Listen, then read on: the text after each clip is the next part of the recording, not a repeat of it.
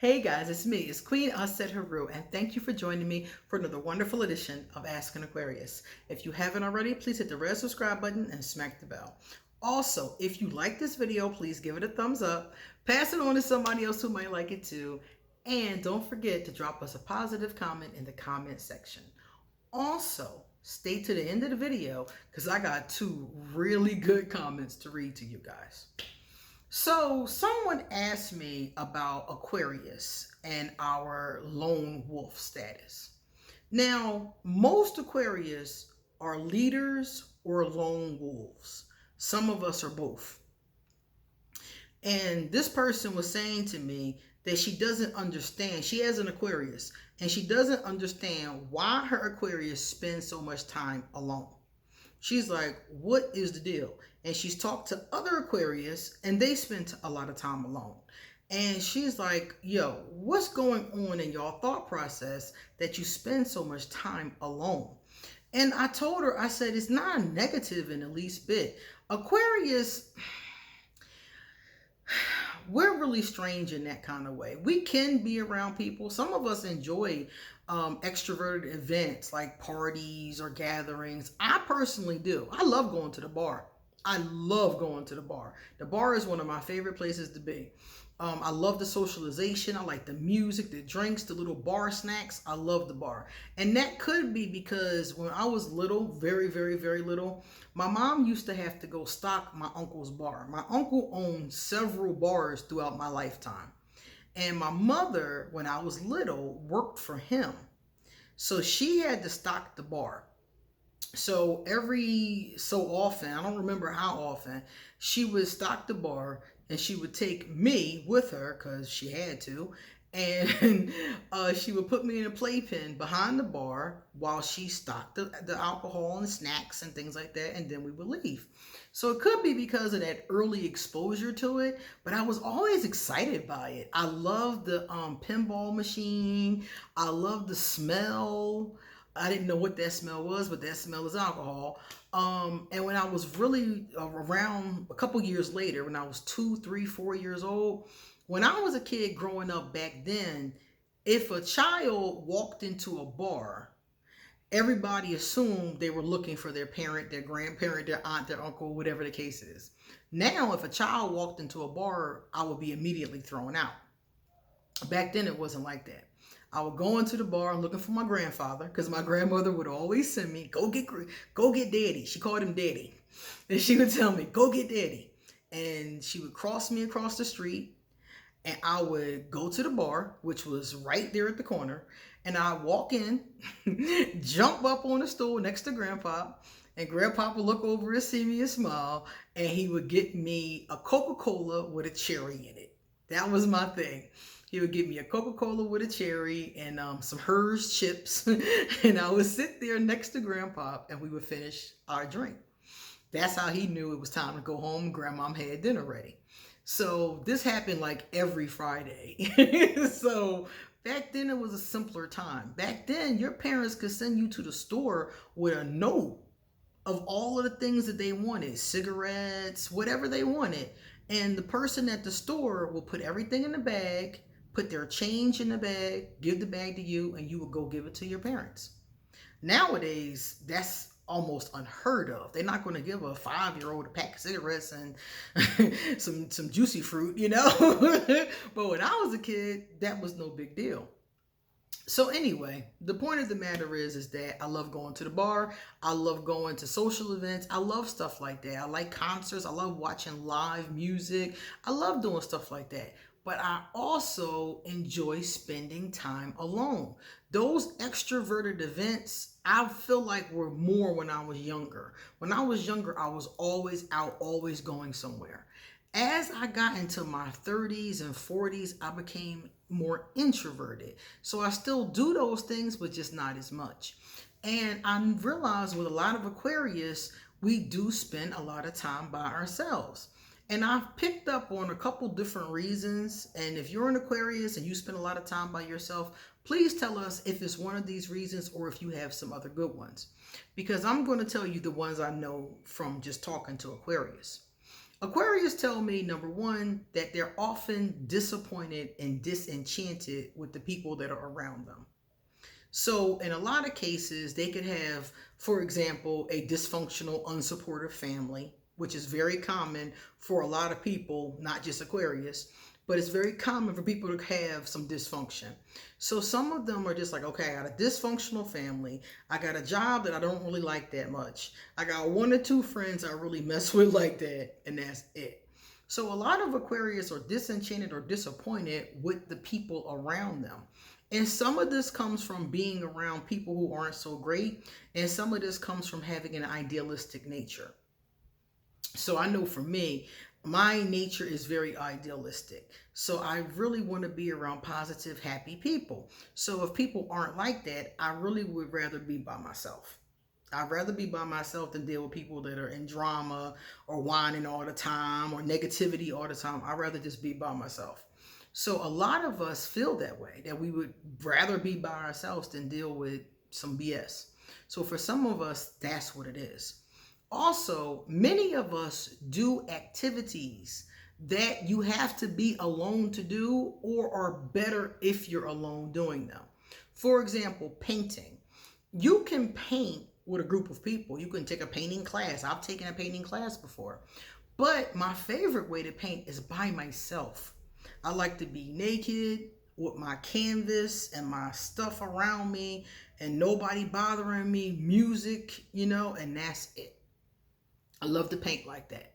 A lot of Aquarius are into things like painting, music, different forms of art, and these are all things that you can do with another person, but we often find more satisfying when we do them by ourselves. Meditation, for example, I love to meditate. Definitely something you could do with another person, but I prefer to do it by myself. So a lot of Aquarius are into activities that they prefer to do alone. So if you're into, for instance, PlayStation, you can play your PlayStation with, what is it, 2 to 4 players, or all the players on the internet or whatever the case is. You can play with other people. But my favorite way to play, I used to play Street Fighter. And it wasn't on PlayStation, it was on Super Nintendo. Think about how far back that was. But my favorite way to play was by myself. I was kind of annoyed when somebody else wanted to play, because I wanted to play the computer, and the computer was much more of a formidable opponent than some other people who might want to play. So I liked playing the computer. Also, some Aquarius are writers. So you're vlogging, you're writing, poetry, songs. Again, things that you can do with other people, but a lot of us would much rather do by ourselves. So those are 2 reasons why Aquarius spends so much time alone. Likewise, and I think this also goes into like being disenchanted with people that are around you, but the energy of people can bring us down. So an Aquarius who is an empath, if you're around people and their energy brings you down, you're not going to want to be around those people. So the Aquarius will pull away. But you have to realize something. The Aquarius is not sad in most cases. Like, you do have Aquarius who don't cultivate any relationships and it makes them lonely at times. But for the most part, the Aquarius is enjoying ourselves. So it's cool when we're by ourselves. I do all kind of things. I go places by myself. I go to the movies by myself. I go to restaurants by myself. And I prefer it. I like my own company. I can do whatever I want. That was the third part I was going to say, is there's freedom to it. When you are a lone wolf, you are free to roam. You're free to do whatever you want. You can backpack across Thailand for a couple of weeks. There's a freedom to being a lone wolf.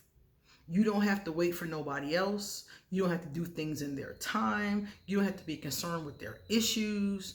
I remember a lot of times when I was younger, waiting for somebody who wasn't dressed yet. How much time did I wait? How much time did I waste waiting for somebody to get dressed, waiting for somebody to show up? Oh my God. So a lot of times Aquarius find a freedom in being a lone wolf. We can go and do and be whatever we choose without having to worry about somebody else's expectations, somebody else's wants. I don't have to ask you, oh, where should we go eat? I can just go eat wherever I want. And people don't realize what a freedom it is to that. Because these may sound like small things to you. You may be like, oh, that's not a big deal. But to an Aquarius, having all of this freedom to just create our day and where we go and what we do, and I have to ask another person what you feel like eating, where you feel like going, what time you want to get together. That is such a freedom to it. So you will hear a lot of people say Aquarius are lone wolves, and that's why, because we like it. We like it a lot, and we're okay with being around people. But if you ask most Aquarius want to do it sometimes. We want to be with another person sometimes. We want to talk to somebody sometimes, you know? And we're all different in the amount of time. For me, I don't require a lot of time with other people because I spend almost all my day with clients, with students. You know, I am talking literally from 4 a.m. to about 4 p.m. I'm talking to this one, talking to that one. So when I finish working, when I finish and everything is done, I'm not likely to call somebody or, Zoom a friend or something like that because I want to be by myself. I want some time by myself to decompress, So a lot of us are loners because we enjoy ourselves. We enjoy our time. And some of us is just because there aren't people that we want to be around. And a lot of Aquarius have a lot of people they could be around. This one lady said to me, oh, Aquarius are going to end up alone. And I was like, Aquarius have a lot of people they could be with if they want to. I don't have any shortage of people I can call and hang out with, even here in this country where I don't know very many people. I know enough people that if I wanted to hang out, I could, In the States, even more than that.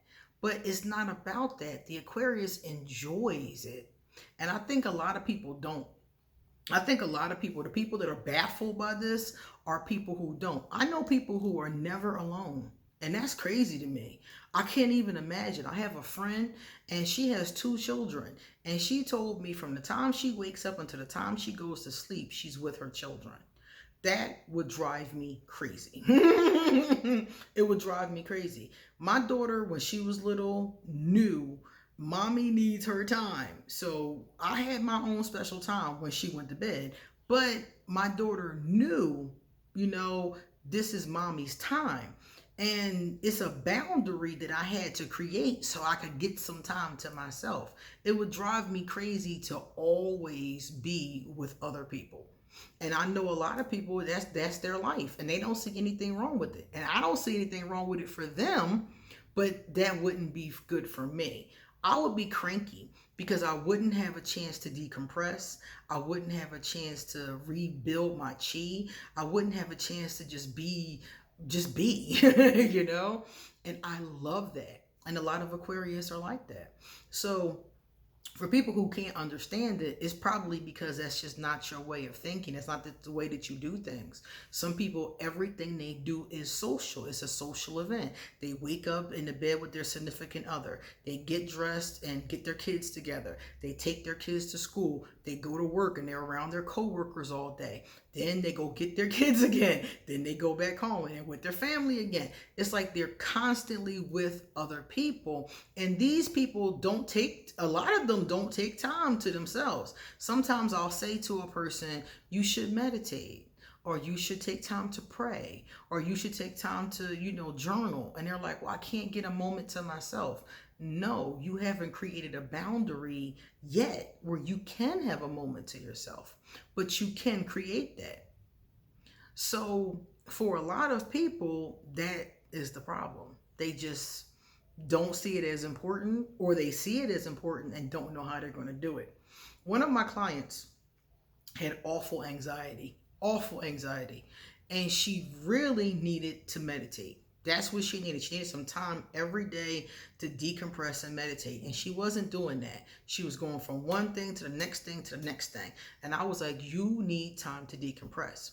So she ended up after work every day sitting in her car with a meditation CD. And she said that she is so funny. She told me she had to park a couple blocks away from her house because if her kids or her husband saw her, they would immediately come up to her. So she had to park a couple blocks away under a tree. I never forget, she said under a tree, and she would do her meditations and then she would go home. Because there was no other time that she could just be by herself. And I was happy for her because it really did help her anxiety. And she got some anxiety medicine and it really did help her. I was very happy for her, but very sad to see that she had to go through all of that just to get a moment to herself, you know? So that's why the Aquarius is such a lone wolf. We love spending time by ourselves. Now, Gimme Cornbread left one of my favorite comments. Gimme Cornbread says, so many people love a trash fire. Also, maybe it makes someone say, wow, at least my life isn't that messed up. I noticed that some of the very wholesome channels I watch have very few followers. Your topic reminds me of when I was having a difficult time and so-called concerned people were calling me to check on me. Then reconvening with each other to gossip about me. That's exactly what I experienced. Under the pretense of a prayer line. Oh, that's even worse. This behavior is just on YouTube now. Yeah, it's on YouTube and it's everywhere else. Exactly. Yeah, and it's even worse that it was under that. That's why I like this comment. It was under the guise of a prayer line.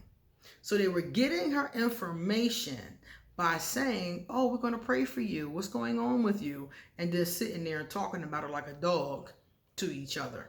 That is awful. Especially, it's awful, period. But especially you're going to bring God into it. So you're going to pretend that you're trying to send her positive energy when in reality you gossiping and sending more negative energy. That is sick. That is really, really sick. Especially that part about the prayer line. That's messed up. So I agree with her 100%. And she's right about the channels. The largest YouTube channels are generally the most toxic, controversial channels. The ones that have the most subscribers, the most views. It's usually drama, tea, those kind of channels. Channels where people who get in trouble all the time, make bad decisions, end up in all kind of situations. Those are the larger channels. And it is very unlikely to see a channel that doesn't have drama, that doesn't have negativity as their base. It's very, very difficult to see one of those channels be up there. Now, it does happen because I follow a couple of them. Like I was telling you guys about Deaf Noodles. Deaf Noodles is a channel where this guy, he's a stand-up comedian, and he does commentary on things that are happening in the news and on YouTube. So his channel is very positive as far as that's concerned. He has very lighthearted jokes and positive energy, and he has like 300,000 subscribers. So some of the more negative, some of the more positive ones do creep up, but they creep up slowly. That's what I've noticed. I've noticed that the positive channels gradually, organically, slowly swell. And the ones that have the more tea, the more drama, the negativity, they swell overnight. Like they'll go from having 100 subscribers to 1,000 in like a couple of days. And a lot of times it's because people love to watch a train wreck. They love to watch a dumpster fire. And I know for me, I've come away from that vibration because I just don't think it's healthy. I think it's very unhealthy. Even if it's not me doing it, I'm watching it. Benjamin Law. What's up, Benjamin? Benjamin said, I think I'm doing this right now. Laugh out loud in a weird type of way. I was talking in this video about Aquarius who always choose an unavailable lover on purpose, maybe even subconsciously, just so they don't have to be in a relationship. And Benjamin is apparently doing this right now. So Benjamin, what I would say to you is do whatever you want, but you might want to rethink that. Okay, you might want to allow yourself to be with somebody who can really give you what you want. And I know that's scary because that means you have to step up in a different kind of way. But it could be very rewarding if it's the right person. All right, it's time for us to get going. So if you like this video, please give it a thumbs up. And if you want to get in touch with me, all my information is under the video. Okay? See you later.